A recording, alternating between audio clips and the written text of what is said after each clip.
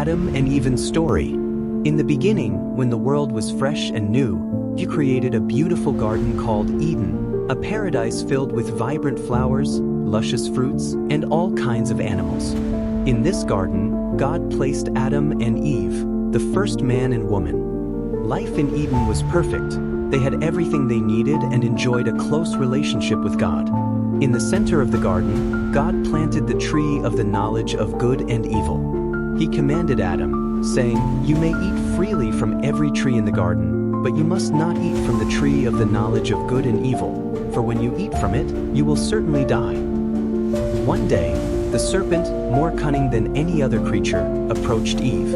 It questioned God's command, saying, "Did God really say, 'You must not eat from any tree in the garden'?" Eve replied, "We may eat from the trees, but God said, 'You must not eat fruit from the tree in the middle of the garden, or you will die.'" The serpent, seeking to deceive, said, "You will not certainly die.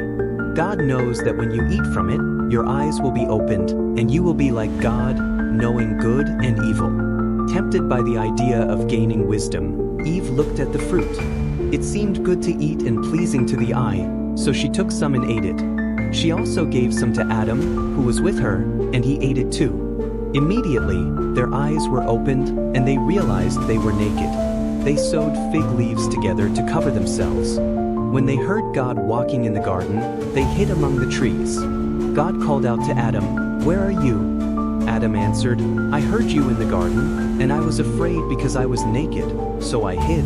God asked, "Who told you that you were naked? Have you eaten from the tree I commanded you not to eat from?" Adam blamed Eve, saying, "The woman you put here with me, she gave me some fruit from the tree, and I ate it." Then God turned to Eve, and she said, "The serpent deceived me, and I ate." God pronounced judgment on the serpent, saying it would crawl on its belly and eat dust all its life. He declared that there would be enmity between the serpent and the woman, and between their offspring. To Eve, God said she would experience pain in childbirth and that her desire would be for her husband, who would rule over her.